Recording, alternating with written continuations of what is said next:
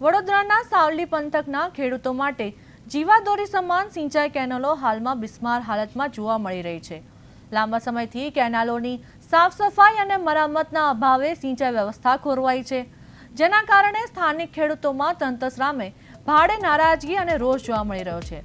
સ્થાનિક ખેડૂતોના જણાવ્યા અનુસાર તેઓએ અનેકવાર સંબંધિત વિભાગોને રજૂઆતો કરી હોવા છતાં તંત્ર દ્વારા આંખ આડા કાન કરવામાં આવી રહ્યા છે। સાવલીના ધારાસભ્ય કેતન ઇનામદાર દ્વારા આ અંગે વારંવાર રજૂઆત કરવામાં આવી હોવા છતાં જવાબદાર વિભાગો નિષ્ક્રિય રહ્યા છે। ખેડૂતોનો ડર છે કે જો આગામી સિંચાઈ સિઝન પહેલા કેનાલો સફાઈ અને મરામતની કામગીરી હાથ ધરવામાં નહીં આવે તો પાકને મોટું નુકસાન વેઠવું પડશે। હાલ ખેડૂતોએ તંત્રને ચીમકી આપી છે અને તાત્કાલિક અસરથી કામગીરી શરૂ કરવાની ઉગ્ર માંગ કરી છે।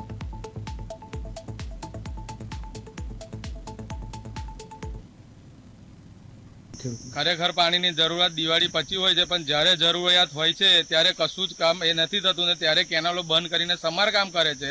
અને અત્યારે જ્યારે જરૂરિયાત છે ત્યારે એ લોકોએ કશું કામ કરેલું હોતું નથી।